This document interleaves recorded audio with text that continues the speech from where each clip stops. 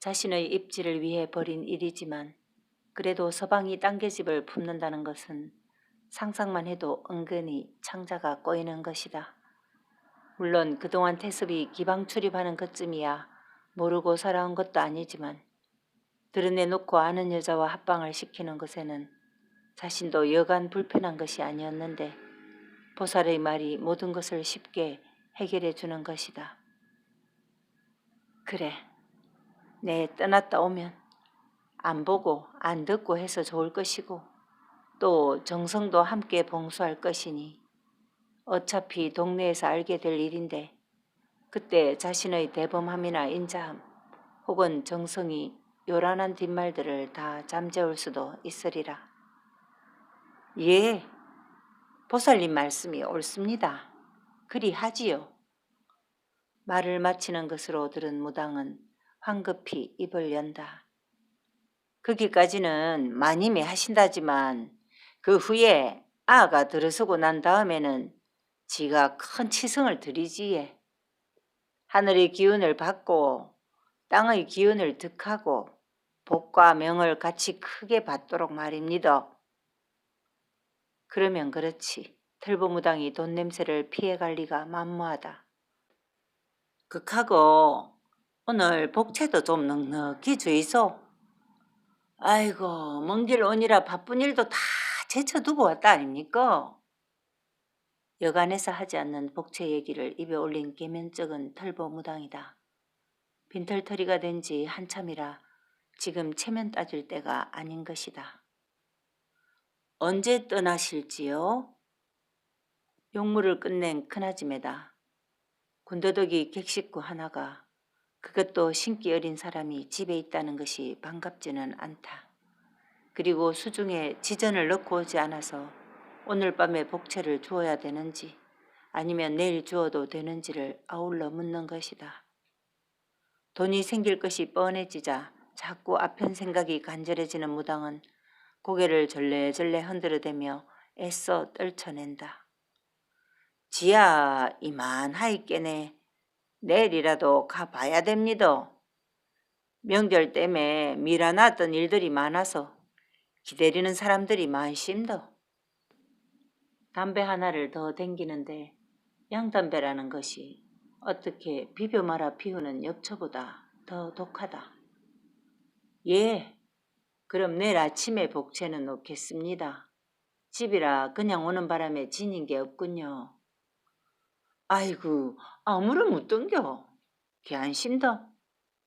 이미 큰아짐에는 일어서서 문을 나서고 방 안에는 털보무당이 홀로 남아 흔들리는 호롱불 그림자에 자신조차 흔들리는 것을 느끼고는 담배 때문인지 아니면 술 기운인지 그것도 아니라면 아편 기운이 아우성쳐서 그런지 그저 몽롱해지는 정신 속에 모로 픽 쓰러져 버린다. 마을에는 어느덧 가을거지가 본격적으로 시작되었다. 품앗이로 벤 벼는 소달구지에 실어 각자의 집으로 들인다. 비를 염려하여 맑은 날 타작을 하려는 것이고 우선은 논에서 거두어 두는 것이 급선무다. 시퍼렇게 갈아낸 낫도 하루 종일 벼를 베고 나면 다시 무뎌지니 하물며 사람들의 허리는 끊어질 듯 아프고 고단하지만 1년 중 한 철을 위해 지은 농사이니 그저 죽을 힘을 다해 하는 것이다. 태봉 앞들의 금빛 일렁거림도 하루가 다르게 한 조각씩 사라져가고 있다. 그래도 올해는 우순풍조한 해라 소적꾼들도 기대감이 크고 김씨네 집에서도 작황을 눈여겨보고 있는 중이다. 광수야, 니 빨리 도가에 가서 술 한 말 갖다 달라 캐라. 태광이 신발을 벗고 대청에 걸터 앉으며 아들에게 심부름을 시킨다. 농번기라 일주일의 실습 방학을 한 것이다. 마당에서 소양이와 함께 익은 양대를 까던 광수애미는 치마를 털어내며 일어선다. 술은 와 시킵니까? 한 말씩 배달시키는 것으로 봐서 혼자 먹을 것이 아님이 분명하다. 들에서 일하는 사람들 목이나 축이라 해야지. 물론 뭐 저것끼리 또 묵지만 우리 집에서 내놓는 게 다르지. 안 그래? 그래, 당신 말이 맞소. 어째 그런 것도 다 챙기고. 우리 영감 참 용해졌네. 내가 매년 하던 일인데 와. 참네, 시끄럽다구만. 광수애미는 영감 앞에 앉으며 눈을 셀쭉하게 뜨고 아양을 떤다. 그래, 올해는 누집 농사가 제일 이쁘고 지 생각으로는 예, 아무캐도 종필이 아재가 제일 인상 싶은데. 어? 그기야 뭐 아직 모르지. 타작을 해봐야 알지. 걔도 네 말대로 정필이가 농사를 잘 짓더라. 뭐 입지로 본다면서 물길 좋고 땅 좋은 태봉 옆인데 정필이가 여간 부지런하나? 그 자식은 올해 쌀가만이나 좀 만질 기다. 딴 놈도 올해는 다 평년작을 넘기는 넘지만서도 당신이 한다고 해봐야 올해가 마지막입니다. 이제 내년부터 우리 농사 지으면서 이 집에 집산으로 또 다 끝 아닙니까? 그저 원성 안 사도록 하이소. 원성 사지 않도록 하라는 광수애미의 말을 태광은 알아듣는다. 타작을 한 후에 나락이 몇 섬이냐에 따라 도지를 받는데 대체적으로 7하를 거두어 간다. 그것은 인근에서 상통하는 것보다 김씨네는 그래도 후한 셈이지만 곡식을 눈앞에 둔 소작인들이 종종 타작한 나락을 땅속에 파묻거나 옹기단지 속에 숨겨서 도지를 계산할 때 조금이라도 더 득을 보자고 할 때가 있다. 그럴 때마다 태강이 눈여겨보아둔 속셈으로 다그칠 때가 있고 그것이 틀릴 때는 면목 없어지기 일쑤인 것을 마누라가 말하는 것이다. 어이야, 내 다 알아서 한다. 근데 니는 운말 샘터 옆에 있는 고구마 언제 캘 낀데? 내가 주수비한테 말해놨다. 가가 실어다 줄 기다. 안 그래도 오늘 내일 하고 있습니다. 말이 나왔으이. 오늘 저녁에는 핵고구마나 밥에 올리볼까? 추석 전에 제상에 올릴 고구마 몇 개를 캐보았지만 덜 연그른 것이 생각난다. 소영아, 우리 운말 밭에 가재이 고구마 캐러.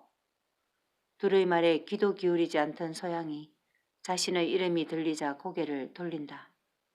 지금 저녁 때가 다 됐는데 고구마를 인제 캐러 갑니까? 일을 하자고 치면 아침나절에 하는 것이 농산일인데 갑자기 밭에 가자는 작은 아줌의 말이 어리둥절했던 것이다. 다 캘 게 아니고 그저 몇 개만 캘라고 저녁에 먹으러. 아, 그라만 지가 갔다 오지에 뭐 하려고 둘이 나갑니까? 그래, 네 말 맞다나 뭐 하려고 둘이 나가노? 네가 물 많지만 캐었나? 소양이 호미와 소쿠리를 들고 집을 나서자 광수애미가 영감 앞에 코를 대고 다시 앉는다. 광수 아버지, 당신이 광수 큰아버지한테 꼭 말해 보이소. 우리 노는 태봉 옆에 있는 걸로 달라고. 그라고 얘 다 한쪽으로 붙은 걸 주면서 더 좋을 낀데. 담배를 손에 든 태광은 피우던 행동을 멈추고 마누라를 째려본다. 니 미친나? 그 땅은 어림도 없다. 한쪽 눈을 감아 피어오르는 연기를 피하며 다시 한 모금 빨아대는 태광에게 엉덩이를 옮겨 바짝 다가앉으며 광수애미는 다그친다. 와이예? 그게 어째 안 됩니까?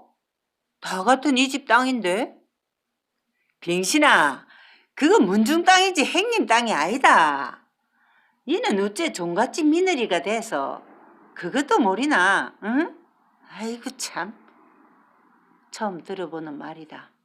그동안 이 집에서 산 지가 벌써 10수년이지만 광수애미는 그저 다 이 집 땅이라고만 믿었지 문중 땅 다르고 아주버니 땅 따로 있다는 것은 오늘 처음 들어보는 것이다. 예? 가모 문중 땅이 따로 있고 큰아버지 땅이 따로 있다는 말입니까? 그래 이 답답아. 문중 땅은 대대로 내려오는 땅이라 택도 없다. 준다고 했으이 행님 땅 중에서 띠 주겠지. 강수애미의 머릿속이 혼란스럽다. 농사란 그저 땅이 좋아야 하는데 그동안 보아온 경험으로도 좋은 땅 놓고 싸움질하는 소작들을 어디 한두 번 보았는가. 카모, 당신은 어디 땅이 맘에 듭니까? 그걸 달라고 하이소. 니는 어째 받을 사람 마음대로 이거 달라 저거 달라 하노? 다 행님이 알아서 줄 기다. 캐봐야 뭐 다 태붕 떨어 있는 논이라 다 똑같다. 닥달하는 마누라의 채근이 이유 없다는 듯 잘라서 말을 끊는다. 아닙니다. 내는 벌써 행님한테 운말밭을 받기로 했심도. 운말밭? 그 고구마밭? 태광이 묻는다. 예, 그 밭이 제일로 좋심도. 크고 땅도 좋고 풀도 덜 납니다. 뭘 심어도 잘만 됩디다. 캐서 지는 벌써 그 밭을 받기로 안 했십니까? 참 예 편내도 욕심은 많아갖고. 잘했다. 하긴 뭐 그 밭이 좋긴 좋지. 처마 끝으로 길게 들어오는 저녁 햇살을 쳐다보며 태광은 그런 마누라의 말에 헛웃음을 날린다. 그나저나 어째 집이 이리 조용하노? 행수님 안 계시나? 당신도 참. 아, 행님 계시면 우리가 여서 이런 얘기 합니까?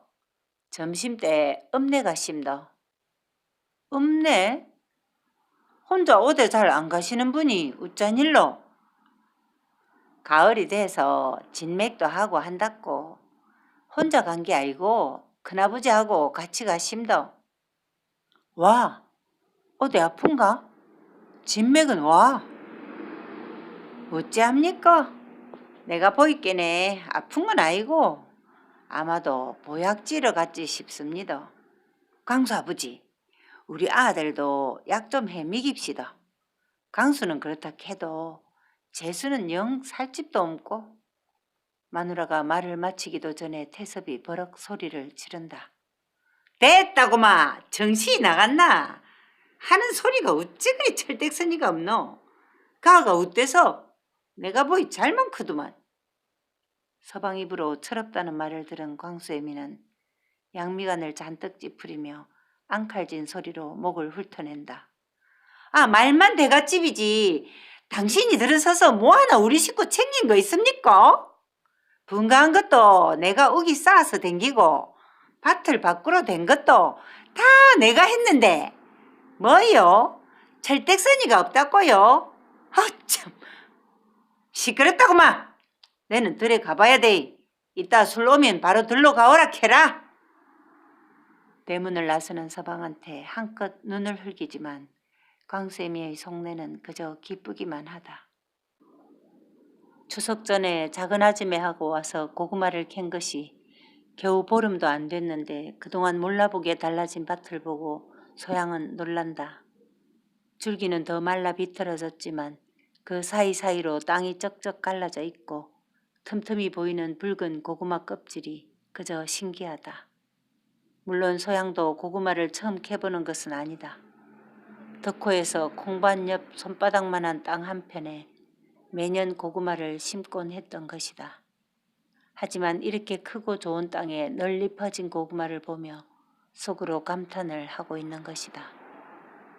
많이 캘 것도 아니니 그저 밭 입구에서 순을 걷어내고 땅에 쪼그려 앉아 호미를 땅에 대는데 밭 반대쪽 숲에서 버적거리는 소리가 들린다. 산이라 할 것도 아닌 만큼 작은 능선 위에는 뽕나무가 잔뜩 심어져 있고 가을 노예를 치는 사람들이 종종 발걸음을 하는 곳이라 그러려니 하고 소양은 다시 호미질을 해댄다. 아주 탱글탱글하게 연근 고구마가 부드러운 흙 속에서 툭툭 떨어진다. 불과 몇 순 캐지도 않았는데 소쿠리는 거의 고구마로 가득하다. 이제 충분히 캤다고 여긴 소양은 고구마에 붙은 흙을 털어내는데 또 나무가 흔들리는 소리가 난다. 문득 짐승인가? 하는 생각으로 뒷꼭지가 쭈뼛하는 걸 느껴 벌떡 일어서는데 나무 사이로 어떤 남자가 숲을 헤집으며 뽕나무 속으로 사라졌다.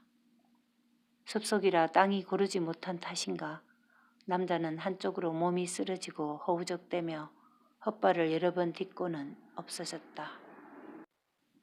다행히도 산돼지나 승냥이가 아니라 마음을 놓은 소양이 밭을 벗어나 옹달샘을 지나간다. 지난 여름에 마을의 샘에 탈이 났을 때 온 마을 사람들이 이 작은 옹달샘에 바가지를 대고 머리다툼을 했던 기억이 난다. 하지만 지금은 그저 물만 졸졸 흐를 뿐 아무도 찾아주지 않고 있다. 소양은 흐르는 물이 너무도 좋아서 소쿠리를 내려놓고 고구마를 땅에 쏟아붓는다. 그리고는 하나하나 흐르는 샘물에 고구마를 예쁘게 씻어 소쿠리에 담는데 저만치 밭 위에서 이상한 소리가 들린다. 분명 아까 그 숲을 헤치고 남자가 지나간 쪽인데 이번에 들리는 소리는 여자 소리다. 울음인가? 신음인가? 소양은 벌떡 일어서서 귀를 기울이지만 발자국은 떼지 않았다. 해가 남아있기는 해도 말 한 귀퉁이에 있는 밭은 인기척이 드물기 때문이다. 가만히 서서 들리는 소리에 집중하는데 저쪽 발끝에서 여자가 일어섰다가 다시 풀숲으로 숨어든다. 분명히 여자다. 그런데 다시 그 여자가 일어서더니 또 풀숲으로 숨어든다. 소양은 몸을 움직이지도 않고 선체로 응시하는데 가만히 보니 그 여자가 숲속으로 숨는 게 아니고 풀숲 속으로 쓰러졌다가 다시 일어서고 또 쓰러졌다가 일어서곤 하는 것이다. 이제는 아예 기어대는 모습인가 풀이 누운 채로 흔들리는 것이 보인다. 무언가 불안한 예감으로 소양은 후다닥 고구마 굴을 건너뛰어 기어대는 여자 쪽으로 뛰어간다. 중간쯤에서 발을 멈춘 소양은 상황을 다시 확인한다. 밭이 원체 큰 탓에 한쪽 끝에서는 다른 한쪽 끝의 소리나 물체도 제대로 확인할 수 없었지만 반쯤 남긴 거리에서는 확실히 그 여자가 누군지 알 것 같다. 신음소리와 함께 뽕나무 숲을 벗어난 을순이가 고구마 밭을 기어대며 알 수 없는 소리를 지르고 있다. 소양은 고구마 꿀은 생각지도 않고 그저 뛰어간다. 소양이 눈에 띄었는가 을순이는 땅에 손발을 댄 채로 눈만 올려보며 창호 엄마한테 매맞을 때 내는 소리를 내고 있다. 을수야 이가 어째 하고는 말을 못하는 소양이다. 눈가에는 피가 흐르고 있다. 머리는 산발이다. 옷이라고 할 것도 없는 호치마 저고리가 다 풀어 헤쳐진 채로 땅을 기어대고 있다. 아이고 어쩌고? 소양이 자신도 모르는 소리만 연발하며 일단 을순이를 부축하여 일으켜 세워본다. 그깟 고구마는 안중에도 없다. 골을 밟아대는 걸음이라 연신 기우뚱거리지만 소양은 을순이를 양팔로 끌어안다시피 하고 끌고 오는데 끌려오는 을순이는 그 해괴한 신음만 낼 뿐 아무 저항도 발버둥도 없다. 옹달샘가에 오자마자 소양도 턱에 차오르는 숨을 느끼고 그대로 둘이 함께 땅에 털썩 쓰러진다. 을순이는 땅바닥에 누운 채 흙에 얼굴을 묻고 있어도 움직이지를 않는다. 소양은 헉헉대며 숨을 몇 번 크게 들이마신 후에 치마를 털고 일어선 후 을순이 옆으로 가서 손으로 얼굴을 받쳐들고 옆으로 돌려준다. 그제야 을순이가 눈을 뜨고 소양을 보며 또 목에서는 신음소리를 내기 시작한다. 일나자. 여 있으면 안 되겠다. 어떡하지? 하며 소양은 을순이를 다시 일으키려 하는데 이번에는 갑자기 발악을 한다. 괴성을 질러대는 을순이 때문에 당황한 소양은 을순이를 안으려고 했던 팔을 놓친다. 그리고는 어떻게 하면 좋을까 하고 잠시 생각에 잠긴다. 그냥 두고 마을로 내려가서 사람을 부른다? 그러는 동안 을순이는 괜찮을까? 어떻게 한다? 발악하는 을순이를 내려다보며 잠시 생각하는 동안 이상하게도 을순이가 잠잠해졌다. 신기하리만치 잠잠해진 을순이 옆에 소양은 쪼그려 앉는다. 을순이는 눈만 끔벅대며 소양이를 보는데 이번에는 신음도 괴성도 내지 않는다. 그저 숨만 불규칙하게 씩씩댈 뿐이다. 안 되겠다. 니를 놔두고 갈 수도 없고 같이 내려가재잉? 소양은 마치 애기 달래듯 을순이 눈을 보며 말한다. 하지만 을순이 꼴이 말이 아니다. 소양은 일단 을순이를 일으켜 세운 후 옹달샘가로 데리고 갔다. 손으로 물을 축여 머리를 매만져 준다. 그리고 물손으로 반은 말라버린 눈가의 피도 닦아낸다. 고통을 느끼는지 몸을 버둥거리는 것을 소양은 조금의 완력으로 제압하며 볼과 턱까지 닦아낸 후 을순이 옷 매무새를 고쳐보았다. 하지만 섭이 찢어지고 끈은 끊어진 모양새다. 어쩔 도리가 없다. 다행인 것은 그렇게 괴성을 지르며 발악을 하던 을순이가 순순히 소양에게 몸을 맡기고 있다는 것이다. 뭐 어떡하지? 작은 아지매가 어쩐 일인가 하겠다. 소쿠리를 한쪽 옆구리에 끼고 소양은 남은 한 손으로 을순이의 손을 잡고 마을로 내려오는데 을순이는 곱게 딸려오면서도 입에서 알지 못할 작은 신음을 내고 있다.